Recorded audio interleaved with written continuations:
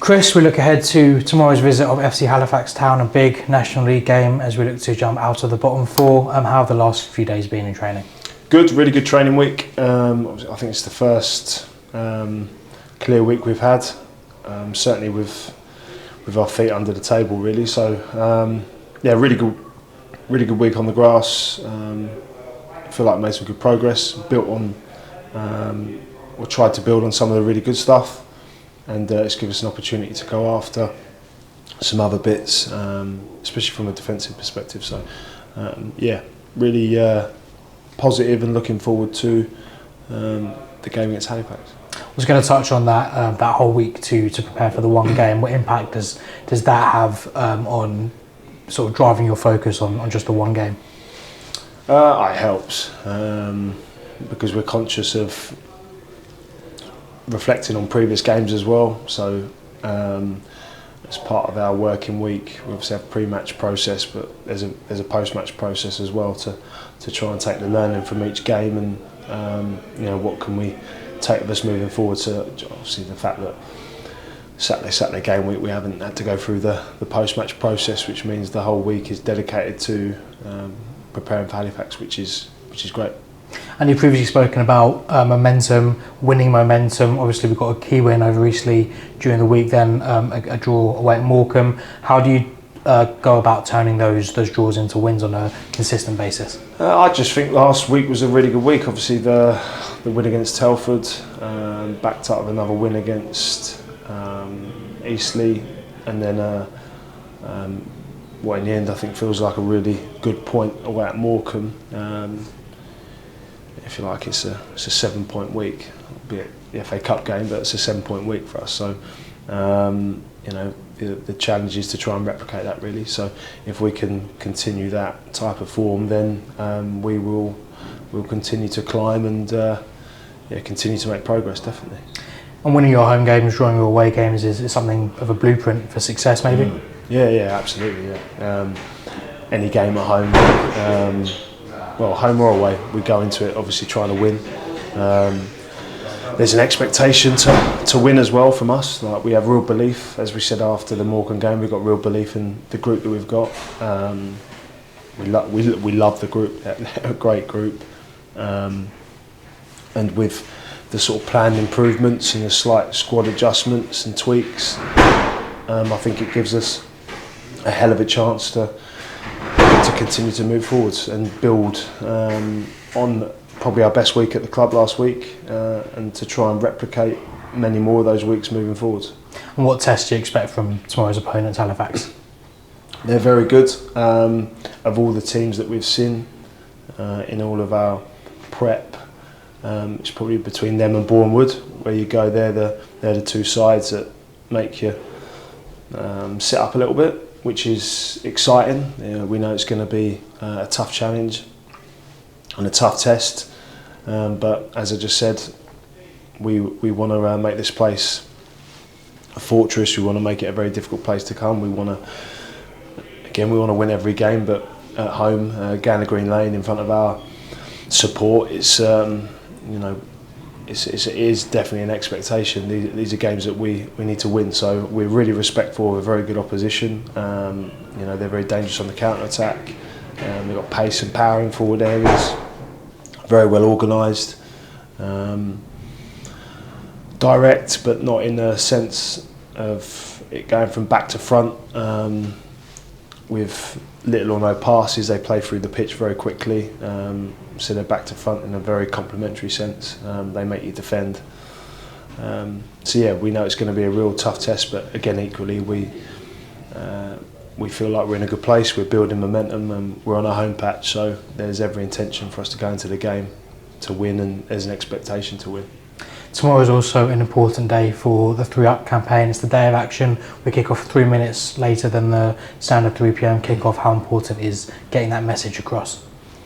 I just think for parity across the football pyramid, really. Obviously, it's, I mentioned it previously, I've been on the receiving end of the lack of movement between divisions, or the disparity between the divisions in terms of movement. So it's something I feel passionate about, and I just think to reward some brilliant work that gets done. You look at York last season, incredible season under Adam Hinchell, had done an amazing job, and they deserve to be a Football League club off the back of that fantastic season. If the changes that are proposed are made, then those types of efforts and brilliant performances across a period of time get rewarded, and that's only right. And you were on the receiving end of the promotion situation last season, obviously record points total with Worthing, that dramatic final day of the season with 6 teams going for it, and then come out on top. Does that sort of drive the importance from a more personal perspective as well? Yeah, it's important.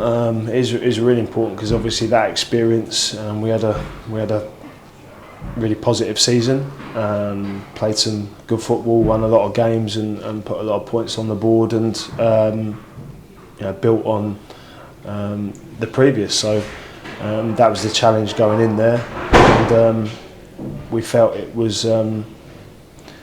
should have been rewarded with promotion. That didn't happen, but then equally, if we had been promoted, then I might not have ended up at Sutton United Football Club, and based on how I'm feeling and how the staff that have come with me are feeling in terms of how well received we've been and how much we're enjoying it, maybe everything happens for a reason. So we're very happy with where we're at, and as I said, maybe if we had gone up, then we might not have been here. So, and we feel incredibly at home here and incredibly happy. We've got a new signing in the building today as well. Osman Foe has joined on loan from AFC Wimbledon. What role do you think he can play in your team? He can play it in anywhere, the sort of front 3-5 attacking positions, anywhere along the front line. He can maybe play between lines in the 10 as well. We saw him play predominantly wide right and up top last year for Chelmsford. Very, very, very good player. Similar to when we come up against Kai Jennings, when you're prepping for games and you see these players up close, you realise they're a problem. So when we saw Osman and come up against him and we're prepping for those games, we realised he's a real player. So I think that might be him there. All right, Sims, so he's a very good player, will certainly strengthen us, and we're really excited to see him in an amber shirt for sure. Do you think your aggressive attacking style of player will definitely benefit his style of play as well? Yeah, I think the reason that we're able to attract players, and it has been a case of, and it was the same at previous clubs in terms of because of the style of football that we try and play. I think ultimately that's what you grow up wanting to play. You want to have the football, you want to be on the front foot, you want to attack. So in terms of recruitment, and we've seen it again here, it's been a case of choosing the right players, not trying to find players. Do you know what I mean? Like we've got a lot of interest in terms of players that want to play for the football club, and I have no doubt that the way that we play and the way that the team is set up gives players a platform to really showcase what they can do, even from a defensive perspective. I mean, higher up the football pyramid, the general trend is back lines are higher, centre backs are asked to defend 1v1 in half a pitch. So in terms of a player's development and also their exposure to a high level, we obviously do that. Like, that's the way that we play, and it's the way that we believe is the best way to win. So not just from an attacking perspective, but defensively, we give players an opportunity to show those attributes, which most importantly means we can win games, but also we want ambitious players in the building that want to climb, because that ambition will be aligned with the football club, and you get enough people in the building like that, you can only go one way. But equally, if some players' progression is faster than the football club's, then I think we give them a heaven opportunity to showcase what they can do in terms of the demands of higher up the football pyramid. Will Osman be available to go straight in tomorrow? Yeah, definitely. He'll be in the squad. He'll be training today, and he'll give us another really healthy selection dilemma. Another striker is obviously Brandon Ajoku, who went off against Morecambe. Do you have an update on him? Yeah, he's trained non-contact earlier in the week.